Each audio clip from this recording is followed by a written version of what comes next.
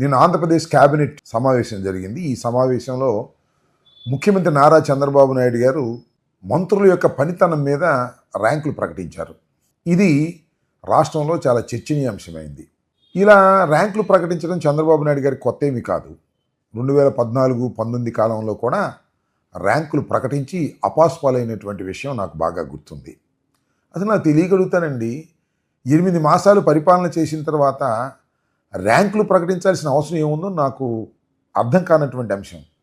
నారాయణ కాలేజో చైతన్య కాలేజో రిజల్ట్స్ వచ్చిన తర్వాత మీరు చూస్తూ ఉంటారు కదా, ర్యాంకుల పంట నారాయణకి, number 1 Narayana, number 2 Narayana, number 8 Narayana అని ఒక అడ్వర్టైజ్మెంటు. అదేవిధంగా చైతన్యకు నెంబర్ 3, నెంబర్ 4, నెంబర్ 5 అని ఈ రకంగా అడ్వర్టైజ్మెంట్లు చేసుకునేటటువంటి సంఘటనలు, అలాంటి వ్యాపార ప్రకటనలు మనం చూసాం. సాక్షాత్తు నారా చంద్రబాబు నాయుడు గారే క్యాబినెట్ మీటింగులో ర్యాంకులు ప్రకటించేటటువంటి ప్రయత్నం చేయటం అనేది మరి దాన్ని కామెడీ అనాలో లేక రాష్ట్ర ప్రజల్ని దృష్టి మరలించే కార్యక్రమం అనాలో నాకు అర్థం కాల.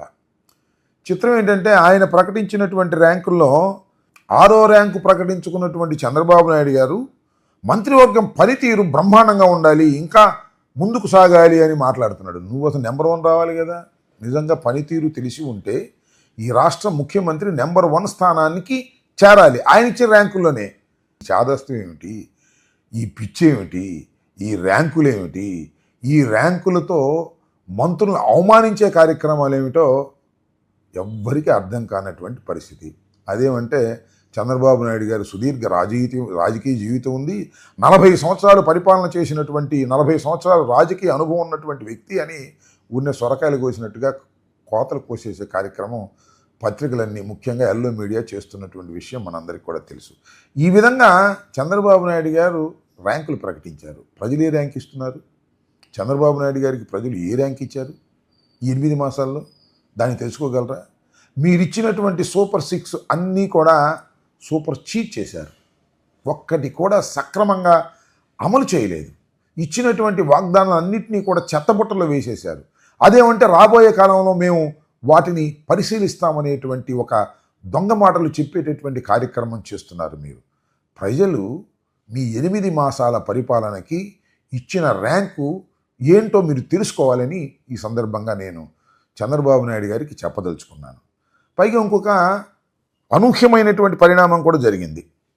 ఈ కేబినెట్ సమావేశానికి 10వ ర్యాంకు సాధించినటువంటి డిప్యూటీ సీఎం పవన్ కళ్యాణ్ గారు మాత్రం రాలేదు. ఎందుకు రాలేదో తెలియదు. అనారోగ్య కారణాల వల్ల రాలేదనేటువంటి ఒక ప్రకటన మాత్రం పత్రికల్లో మనం చూస్తున్నాం. దానితో పాటు సింగపూర్ వెళ్ళాడు అనేటువంటి మాట కూడా మనం వింటున్నాం. ఏది వాస్తవమో ఏది అవాస్తవమో ఒక కన్ఫ్యూజన్ స్టేజ్లో ప్రజల్ని పెట్టవలసినటువంటి అవసరం ఉప ముఖ్యమంత్రి గారికి ఉందా అని నేను అడుగుతా ఉన్నా.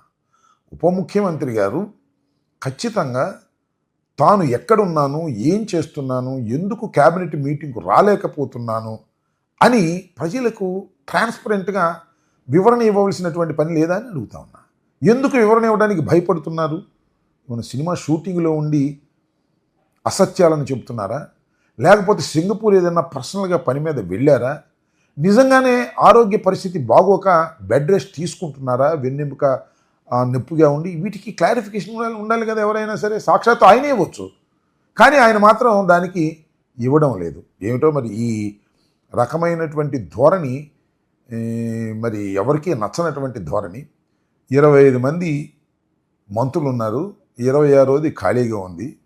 ఆ ఖాళీగా ఉన్న సీట్ ఏమో ఎవరి కోసం ఎదురు చూస్తుందో మనకు తెలియదు. మంత్రివర్గంలో కర్చీఫ్లు వేయటం ఏంటో, ఆ మంత్రివర్గంలోకి తీసుకోకుండా ఉండటం ఏమిటో.